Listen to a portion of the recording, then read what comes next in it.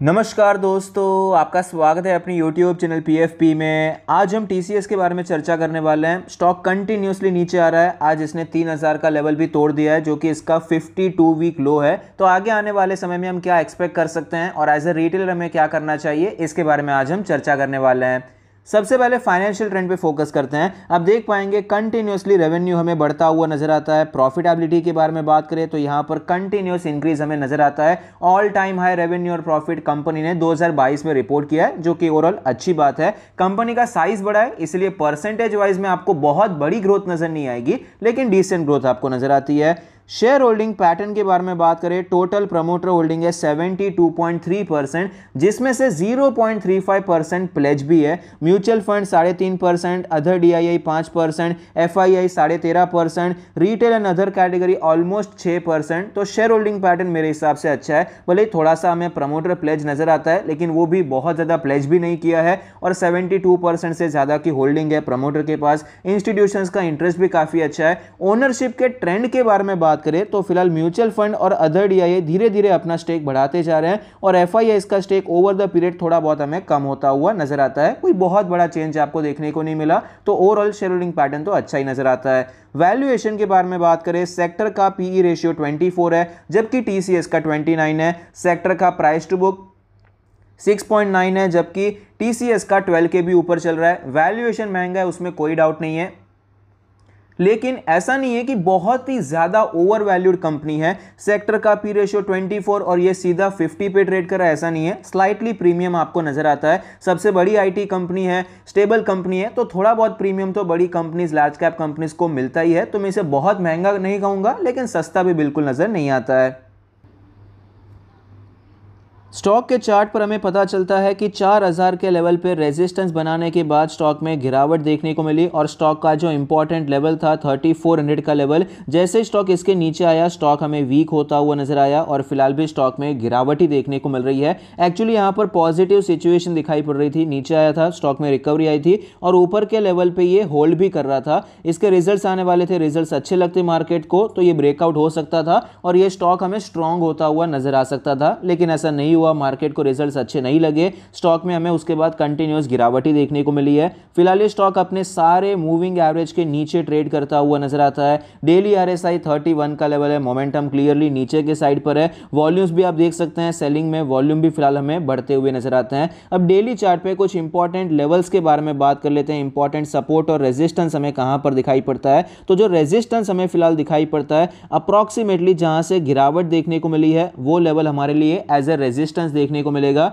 जो कि है 3200 के आसपास का लेवल, क्योंकि यहीं से स्टॉक सपोर्ट लेकर थोड़ा ऊपर गया, फिर गिरावट देखने को मिली, तो ये लेवल एज ए रेजिस्टेंस देखने को मिलेगा। सपोर्ट के बारे में बात करें, फिलहाल डेली चार्ट पे आप देख पाएंगे यहां पर नजदीक में आपको कोई सपोर्ट नजर नहीं आता है। इस टाइम डायरेक्टली वीकली चार्ट पे चलते हैं। वीकली चार्ट पे हमें बड़ा पिक्चर नजर आएगा, तो वहां पर हम सपोर्ट फाइंड आउट करेंगे। तो यहां पर सपोर्ट के बारे में बात करें तो आप देख पाएंगे सपोर्ट हमें अप्रॉक्सीमेटली 2900 के आसपास नजर आता है। ये लेवल इंपॉर्टेंट क्यों है, क्योंकि ये तेजी आई, ऑल टाइम हाई लगाया, फिर यहां से आपको ब्रेकआउट देखने को मिला, फिर यहीं से रीटेस्ट करके स्टॉक ऊपर गया, इसीलिए 2900 का लेवल एक इंपॉर्टेंट लेवल हो जाता है। और यहां पर वीकली चार्ट पे अगर हम रेजिस्टेंस के बारे में बात करें तो ये जो हमने लेवल बनाया हुआ है, ये भी एक रेजिस्टेंस है, लेकिन वीकली चार्ट पे थोड़ा बड़ा पिक्चर देखते हैं तो इस हिसाब से जो बड़ा रेजिस्टेंस हो जाता है वो 3400 के आसपास हो जाता है, क्योंकि एक रेंज में स्टॉक यहां पर ट्रेड करा था, फिर ब्रेकआउट हुआ, फिर यही जो रेंज का अपर साइड है एज ए सपोर्ट नजर आया, लंबे समय तक इसके ऊपर ही ट्रेड किया, लेकिन जैसे इसके नीचे आ गया स्टॉक वीक हो गया, तो ये लेवल वीकली चार्ट के हिसाब से ज्यादा इंपॉर्टेंट हो जाता है।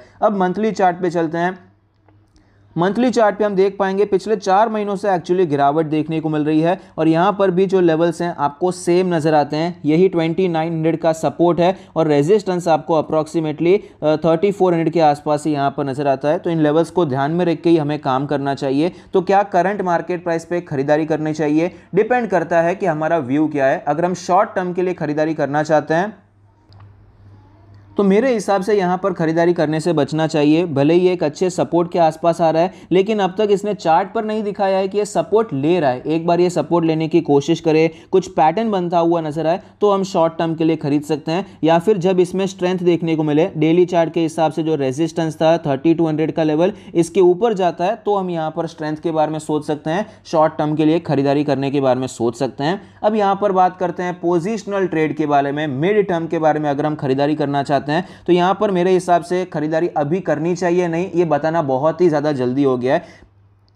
इसका मेन रीजन क्या है, क्योंकि स्ट्रक्चरल बेसिस पे चार्ट अभी वीक हो चुका है। इसने एक बड़ा बेस बनाया था, यहां पर एक बड़ा रेंज था, यहां पर तकरीबन इसने 6 महीने 7 महीने तक इसने यहां पर ट्रेड किया, फिर ब्रेकआउट देखने को मिला, फिर यहां पर भी इसने 6-8 महीने तक सपोर्ट लिया, 6-8 महीने एक स्ट्रॉन्ग सपोर्ट लिया, फिर ये सपोर्ट टूट गया है। तो स्ट्रक्चरल बेसिस पे वीकली मंथली चार्ट पे भी ये बड़े टाइम फ्रेम में ये वीक हो चुका है। तो स्ट्रेंथ तो आपको इस लेवल के ऊपर ही देखने को मिलेगी। लो यहां पर अभी फिलहाल कोई पैटर्न भी नहीं बना है, तो पोजिशनल ट्रेडिंग के लिए अभी खरीदना चाहिए, उसके चांसेस भी मुझे कम नजर आते हैं। जब तक वीकली चार्ट पे यहां पर कोई स्ट्रेंथ नजर नहीं आती है, तब तक हम खरीदारी के बारे में नहीं सोच सकते हैं फॉर पोजिशनल बेसिस, मतलब 6 महीने 12 महीने 2 साल के लिए अगर खरीदना है। अब यहां पर लॉन्ग टर्म के बारे में बात करें, इन्वेस्टिंग के बारे में बात करें, तो मेरे हिसाब से इन्वेस्टिंग के लिए यह अच्छा मौका है जहां पर आप खरीदारी कर सकते हैं। शॉर्ट टर्म मिड टर्म में हमें स्ट्रेंथ चाहिए, टेक्निकल चार्ट पे दिखना चाहिए कि यह स्टॉक मजबूत हो रहा है, लेकिन लॉन्ग टर्म में फंडामेंटल्स को देख के प्राइस नीचे आता है, तो वहां पर एक बार अगर स्टॉक स्ट्रेंथ नहीं भी दिखा रहा है तो भी हम एंटर हो सकते हैं। और ये मेरे हिसाब से एक अच्छा मौका है। टीसीएस बहुत बड़ी कंपनी है, अच्छी कंपनी है, जहां पर आप निवेश करने के बारे में सोच सकते हैं। 2900 का लेवल और 3000 का लेवल पे एक्चुअली कोई हमेशा एक लेवल नहीं होता, एक जोन होता है। तो ये 2900 से करके 3000 का एक अच्छा जोन है जहां पर आप खरीदारी करने के बारे में सोच सकते हैं। 100 पॉइंट ऊपर नीचे आपको हमेशा कंसिडर करके रखना ही पड़ता है। मार्केट है, वॉलेटाइल होता है, कभी 100 पॉइंट नीचे भी जा सकता है, 2900 का 2800 भी हो सकता है। तो ये जो पूरा जोन है, यहां पर आप एक्यूमुलेशन करने के बारे में सोच सकते हैं। कंपनी अच्छी है, विजन आपको लॉन्ग टर्म का रखना होगा। जो तेजी यहां पर देखने को मिली तुरंत हम एक्सपेक्ट नहीं कर सकते, क्योंकि फिलहाल प्राइस पे हमें वो चीज दिखाई नहीं पड़ती है। आई होप आपको ये वीडियो पसंद आता है, आपको कुछ सीखने को मिलता है। Thank you, stay happy, happy investing.